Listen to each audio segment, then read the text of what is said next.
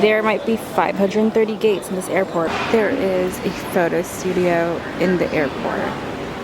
Oh, hi! I am back in Malaysia. The window's open because it's very, very hot and humid here. I am editing this footage of my last day in Korea, coming back home to Malaysia. So let's jump into the last day in Korea, and I will see you all back here.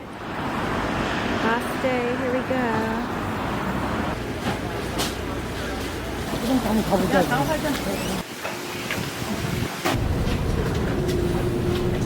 There is a photo studio in the airport.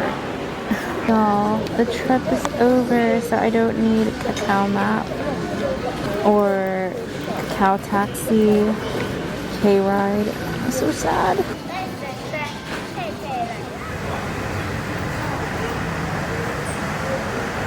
I just realized there might be 530 gates in this airport, and I'm number 206.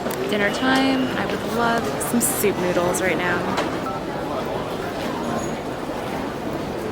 Yum.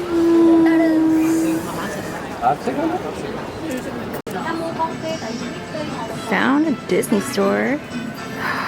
All the Tuffy. There's a Disney store here. Disney Hong Kong Disneyland. Thought that there was only one in the departure lounge, but not in the transfer one. Okay, so I might buy something from the Disney store. Just like getting there. Ta-da! Oh my god, in Korea, why is it not focusing? Hold on. All of the cool girls were like rocking plushie keychains. Well, all the girls were.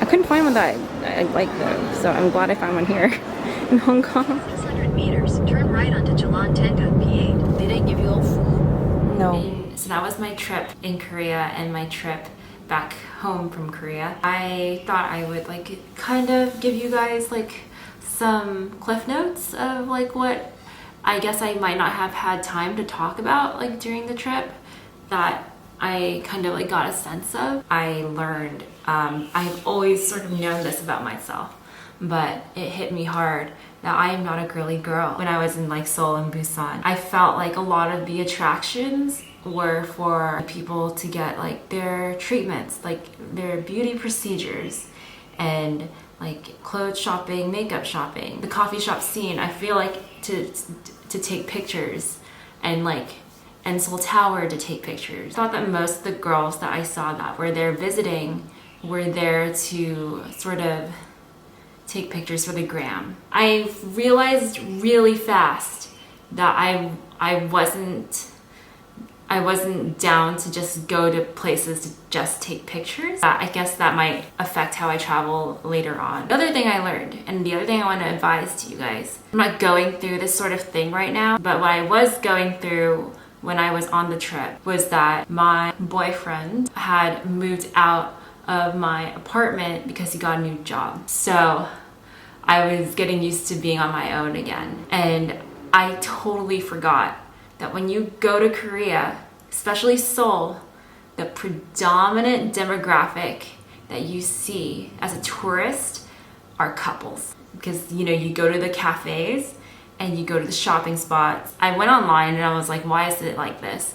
And someone said it's because that singles mostly stay at home. If you're mourning any romantic relationship, Seoul is not the place to be. The third thing I learned about traveling, as a solo traveler, it's very easy for me to get into busy restaurants. But like I was sometimes put with another solo person at that restaurant and you're sitting right across from each other. And I was like, I can either like not talk to this person, like put up a wall, or like actually, you know, talk to this person in front of me as we're eating. I've learned that now it takes energy for me to talk to strangers one-on-one. If I'm eating with them, I haven't met them before. Obviously, that's what a stranger is. I don't know, I kind of have to like save energy for the momentum of that. And I guess another thing about saving energy, maybe I'm just getting old, is that like I find it much more fulfilling to do more in one area than to like try to do the whole like